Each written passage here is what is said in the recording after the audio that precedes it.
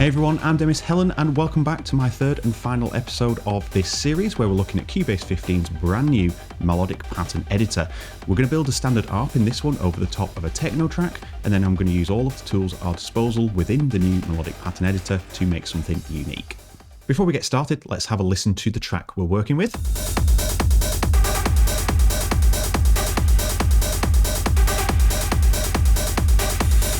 So you can hear it's got a lovely darkened vibe to this, and we're going to use the arpeggio sequence to add to this. Even though the track is at 140 beats per minute, it's a little bit laboured, so this arpeggio is going to help gel things together.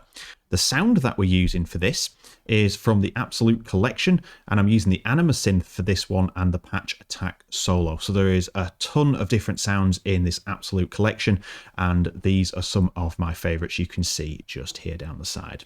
Let's have a listen to what we've got. A bit later on in the track, we do have a breakdown arpeggio that just sort of floats around in the background, and that utilizes the G and the G sharp there. So we're using a Phrygian mode in G. So that is the scale that we're using, which gives us this sort of twisted, darker sound to the arpeggio. So let's start by building an upwards ramp by clicking Rise.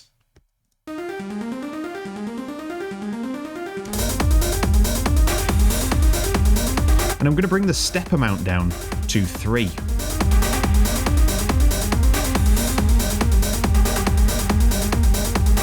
And we can change the spread vertically between the notes.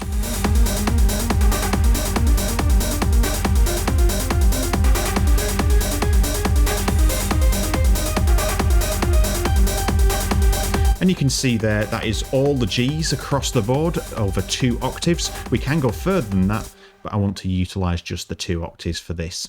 So let's bring that back down. There was quite a darkened one somewhere just here. So that's very close to what I'd be using. In that arpeggio, I'm actually utilizing the D in there. So that D sharp, and then we've got the G sharp and the G in there. So I don't like the split in the octaves, so I'm going to bring that down 1 octave, this note. Now we've got a downwards arpeggio. So that's all good and well, but we have a lot more controls over here to generate some unique patterns that we might not necessarily come up with on our own.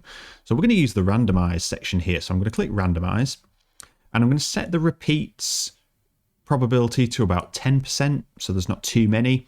The jumps, let's have 50%, 0% on the ties, and let's hit randomize whilst it's playing.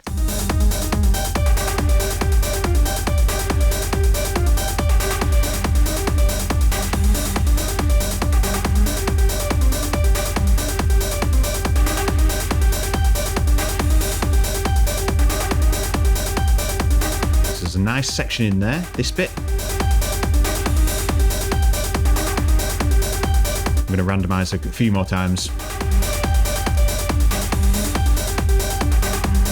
So I'm going to bring the range down here to G3.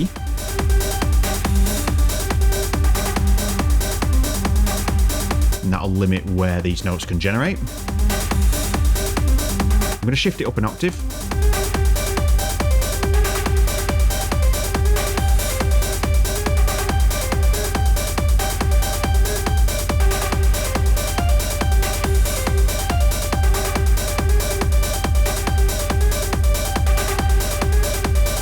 Getting close.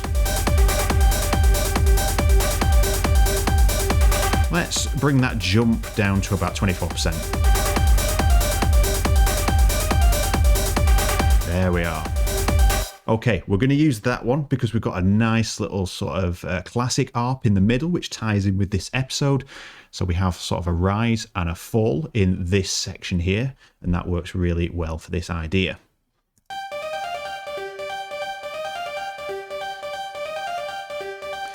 So I can jump in here, and we could just make this a little bit shorter with the amp envelope.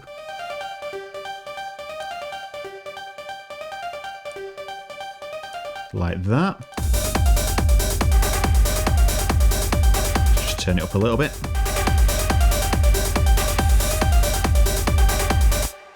So that sounds really nice. Now we can expand on this idea, and the beauty of the pattern editor for the melodic side is the same as the drums. We can duplicate this pattern. Now we've got pattern number 2 with exactly the same notes. I'm going to switch this to pattern 2. And we can add in some extras. So we can do this by hand if we wanted to. We could add in the gaps. We could just put G's in the gaps. So we get the root note coming through. And that could work quite nicely. We can change the resolution as well. So we can make it a little bit more staccato, which works quite nicely for this. And that works really nicely. So let's have a listen again to that. Let's just remove this synth here that's playing and the hats.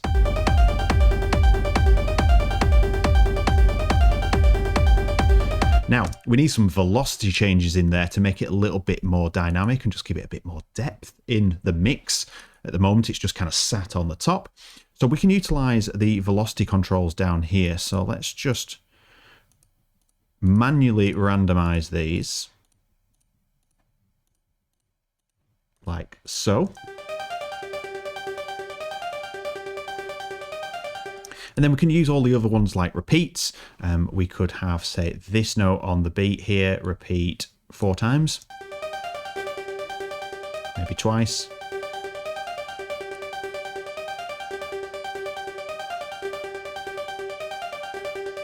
So just to give it a little bit of a different edge. With these being shorter, it doesn't work as well as longer notes.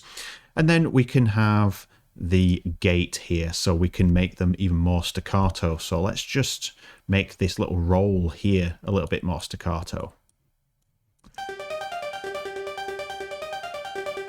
And let's do that double roll. Let's make that a bit shorter. So we're adding a little bit of depth into it there, and it's very minute at the moment due to the preset. However, what we can do is, I'm just going to go back into the repeats and remove those. It doesn't work for that one.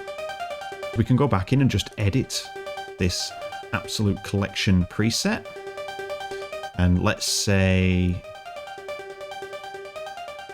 increase that velocity amount.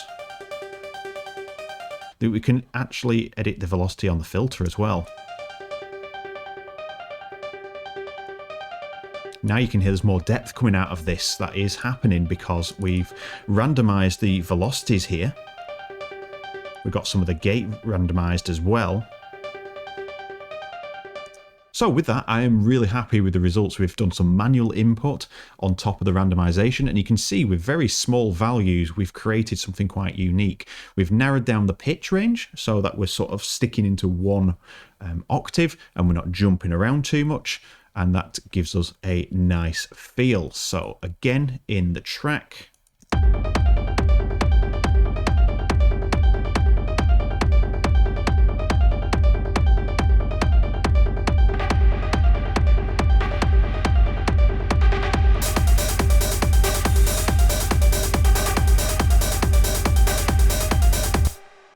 And then I've thrown on some stereo delay. I've used dotted eighths on the left channel and quarter notes on the right channel.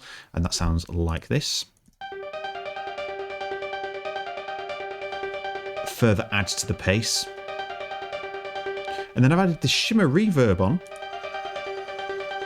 But instead of plus 12, I'm going to go negative 12 to emphasize the darkness of this particular track.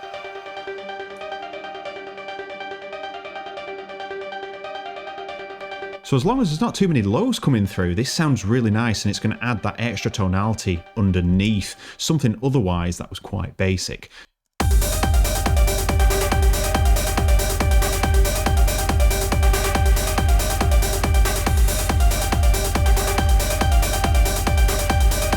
Let me know in the comments, do you prefer pattern 1, which is a lot longer and more laboured, or do you like the more staccato second pattern?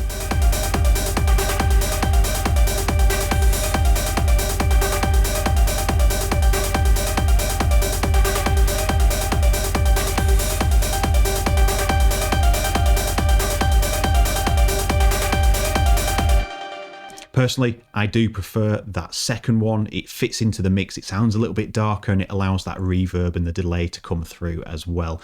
And just as a quick recap, let's have a look at what we did. We started with a basic arpeggio, 3-note riser using the generated upwards rise steps, then the step amount down to 3, the pitch amount, or pitch spread, sorry, up to 4 to give it a nice spread, and we started there. And it sounded good, but we could make it much better using that randomizer. So we used the randomization tab, set the repeats and jumps, and then used the randomizer and just kept on hitting it until we got something we wanted. You could change these parameters, which I brought the jumps down to make it a little bit less movement in that actual sound, and then I reduced the octave spread as well. So we just narrowed it to 1 octave and not 2, so it kept it a little bit tighter in the mix as well.